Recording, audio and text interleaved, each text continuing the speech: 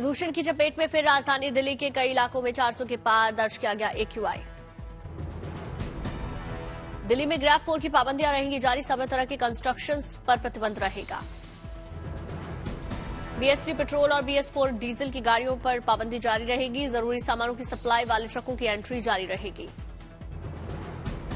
18 नवंबर तक दिल्ली के स्कूलों को बंद रखने का फैसला भी जारी रहेगा। 13 हॉटस्पॉट्स पर मॉनिटरिंग को सख्त किया जाएगा।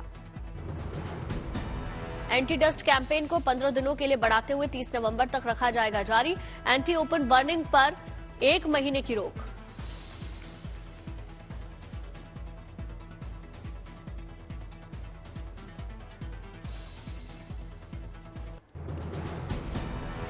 दिल्ली की जनता से ग्रीन दिल्ली ऐप डाउनलोड करने की अपील। प्रतिबंधों के उल्लंघन पर वॉर रूम को जानकारी देने की सलाह। दिल्ली में वाटर स्प्रिंकलर के जरिए हवा होगी साफ, तेज की जाएगी कवायद।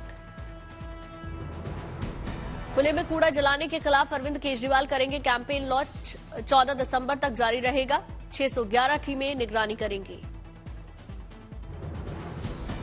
वायु गुणवत्ता प्रबंधन आयोग के निर्देश पर NDMC ने निजी वाहनों की पार्किंग फीस दोगुनी की। गाड़ियों से निकलने वाले धुएं की वजह से प्रदूषण में इजाफा।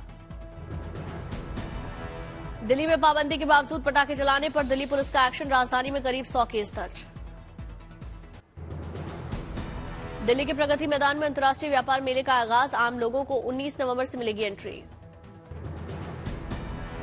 वसुदेव कुटुंबकम की थीम पर आधारित है व्यापार मेला। प्रगति मैदान के भारत मंडपम में आयोजन। आज से लेकर 27 नवंबर तक रहेगा व्यापार मेले का आयोजन। 14 दिनों में करीब 10 लाख से ज्यादा दर्शकों के शामिल होने की उम्मीद। व्यापार मेले में करीब 370 कंपनियां हो रही शामिल। 3500 के करीब डिस्ट्रीब्यूटर्स भी हिस्सा ले रहे। व्यापार मेले में दिखेगी भारत की संप्रभुता की झलक। राज्यों और केंद्र शासित प्रदेशों का बना पवेलियन। 17 नवंबर से शुरू हो रहे महाव्रत छठ की पूजा के लिए घर रवाना होने की होड़। बिहार जाने वाली ट्रेनों में जबरदस्त भीड़। मुंबई के Lokmanya Tilak terminus railway station में बिहार जाने वालों का उमड़ा जन सैलाब। छठ पूजा के लिए घर जा रहे कामगार। दिल्ली के आनंद विहार बस स्टैंड पर भी बिहार जाने वालों की भीड़ लगी। महाव्रत के लिए कर रहे घर वापसी कर लोग बसों की छत पर बैठे नजर आए। आनंद विहार रेलवे स्टेशन पर दिखा भीड़ का नजारा। ट्रेनें खचाखच भरी रही। दिल्ली में छठ को लेकर तैयारियां शुरू। ITO घाट पर बनाए जा रहे छठ घाट। प्रधानमंत्री नरेंद्र मोदी का 2 दिवसीय MP झारखंड दौरा। आज प्रधानमंत्री मोदी इंदौर में करेंगे रोड शो। प्रधानमंत्री मोदी के स्वागत में बनाया जाएगा भगवा कॉरिडोर। प्रधानमंत्री नरेंद्र मोदी के रोड शो को लेकर सुरक्षा के कड़े इंतजाम। 2000 से ज्यादा पुलिस बल तैनात किए गए। मध्य प्रदेश में बीजेपी और कांग्रेस में कड़ी टक्कर। बीजेपी ने झोंकी पूरी ताकत। MP में प्रधानमंत्री मोदी की इस बार 14 रैलियां। इंदौर के अलावा प्रधानमंत्री मोदी की बैतूल, शाजापुर, झाबुआ में रैली। बीजेपी उम्मीदवार के लिए प्रधानमंत्री मोदी मांगेंगे वोट। 2018 विधानसभा चुनाव में बीजेपी को मिली थी 230 में से 109 सीट। बीजेपी को प्रधानमंत्री नरेंद्र मोदी की रैली से फायदा मिलने की उम्मीद। 14 नवंबर की शाम रांची पहुंचेंगे प्रधानमंत्री मोदी। एयरपोर्ट से राजभवन तक करेंगे रोड शो। पीएम मोदी 15 नवंबर की सुबह बिरसा मुंडा चौक पर भगवान बिरसा मुंडा की प्रतिमा पर करेंगे माल्यार्पण। उसके बाद खूंटी के लिए प्रधानमंत्री मोदी रवाना होंगे। खूंटी के उलीहातू गांव में है भगवान बिरसा मुंडा का जन्मस्थल। भगवान बिरसा मुंडा के जन्मस्थल का दौरा करने वाले पहले प्रधानमंत्री होंगे पीएम। प्रधानमंत्री नरेंद्र मोदी खूंटी में 3रे जनजातीय गौरव दिवस कार्यक्रम में शामिल होंगे। इस दौरान मोदी विकसित भारत संकल्प यात्रा लॉन्च करेंगे।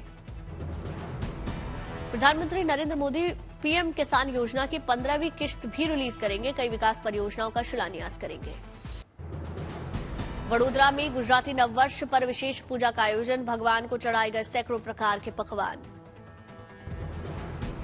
गांधीनगर में गुजराती नववर्ष के अवसर पर सीएम भूपेंद्र पटेल ने पंचदेव मंदिर में पूजा अर्चना की। भगवान का आशीर्वाद लिया। गांधीनगर में गुजरात के सीएम भूपेंद्र पटेल ने गुजराती नववर्ष को लेकर लोगों से बातचीत की। लोगों को बधाई दी।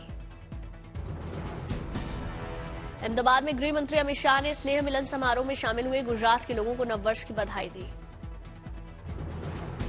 अयोध्या के हनुमान गुफा मंदिर में अन्नकूट की धूम, भगवान को चढ़ाए गए कई प्रकार के पकवान।